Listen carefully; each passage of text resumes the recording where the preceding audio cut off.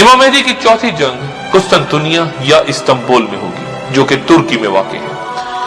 इमाम मुस्लिम हजरत अबू हुरैरा रज़ियल्लाहु ताला अन्हु से रवायत करते हैं कि रसूलुल्लाह सल्लल्लाहु अलैहि वसल्लम ने फरमाया कि तुमने उस शहर से मुतालिक कुछ सुना है जिसका एक हिस्सा खुश्की पर और दूसरा हिस्सा समंदर में है? उन्होंने फरमाया, हाँ या रसूलल्लाह। आपने फरमाया, उस वक्त तक कयामत ना आएगी जब तक इसहाक की औलाद में से 70,000 सिपाही उस पर चढ़ाई ना कर दें।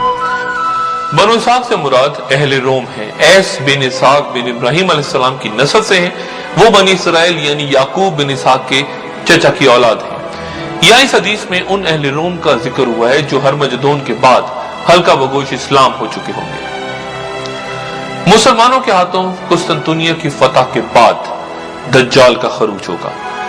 रसूलुल्लाह सल्लल्लाहु अलैहि वसल्लम ने फरमाया कि बैतुल मक़दस की आबादी यसरब की बर्बादी है।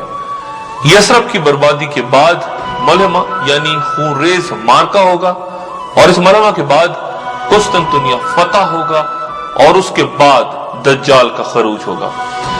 दौरे हाजिर के हालात में ये बयान की गई पेशगोइयां किस तरह पूरी होती नजर आती हैं या आ सकती हैं, इस पर मजीद गुफ्तगू से पहले यह कहना मुनासिब समझता हूं कि बहुत से लोग कुरान और हदीस में बयान किए गए वाकयात और तंबीहों को नजरअंदाज करते हैं और दलील ये देते हैं कि अहद हाजिर में जब दुनिया तहजीब और तरक्की की इस नाकाबिल शिकस्त मोड़ तक आ चुकी है, ये सब कुछ किस तरह मुमकिन है?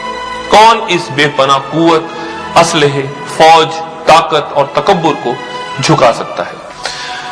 सूरह काफ की 36वीं आयत में अल्लाह ताला फरमाते हैं, और इनसे कबल हम कितनी ही उम्मतों को हलाक कर चुके हैं जो कुव्वत में उनसे कहीं ज्यादा थी, लेकिन जब हमारा अजाब आया लगे शहरों को छानने के कहीं भागने की जगह है।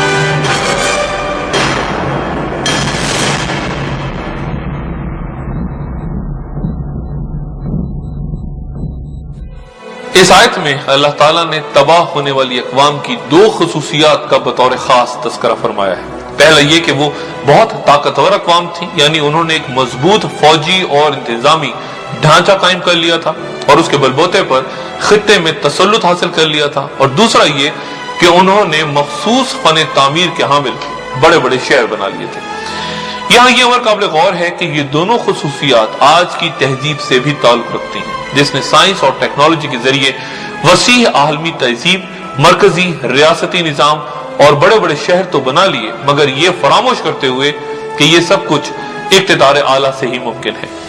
कुरान करीम इस हकीकत को वाज़ेह करता है कि अल्लाह का इनकार करने वाली अक़वाम को उनकी कायम करदा बड़ी और मजबूत तहजीबें ना बचा सकी, यानी अल्लाह के इनकार और सरकशी से इबारत आज की तहजीब का अंजाम भी गुज़श्ता अक़वाम से मुख्तलिफ ना होगा। अल्लाह ताला का ये कानून रहा है, कुरान मजीद से मालूम होता है कि जिस कौम की तरफ कोई रसूल भेजा गया, नबी नहीं रसूल, नबी और रसूल में थोड़ा सा फर्क है, यहां पे इसको नोट कर लें कि रसूल भेजा गया और रसूल ने दावत और तबलीग के जरिए से हुज्जत कायम कर दी, पूरे तौर से हक वाज़े हो गया, मुबरहन हो गया। उसके बाद भी अगर उस कौम की अक्सरियत ने उस नबी को, उस रसूल को रिजेक्ट किया, तो फिर वो कौम हलाक कर दी गई, जिसकी मिसालें कुरान मजीद में 6 जो आती हैं वो बार बार आती हैं। कौम नूह गर्क कर दी गई, कौम हूद जिसको आद कहते हैं वो तबाह हुई, कौम सालेह जिसे समूद कहा जाता है वो तबाह हुई, सदूम और आमूरा की बस्तियां जिनमें हजरत लूत भेजे गए वो खत्म हुई। इसी तरीके से कौम शुएब मदियन में वो मदियन की कौम खत्म हुई और हजरत मूसा भेजे गए फिरौन की तरफ, तो फिरौन अपने लाव लश्कर समेत गर्क हुआ। इसी कानून के तहत जब यहूदियों की तरफ रसूल बनाकर भेजे गए हजरत ईसा अलैहिस्सलातु वस्सलाम और उन्होंने रद्द कर दिया, तो वो मुस्तहिक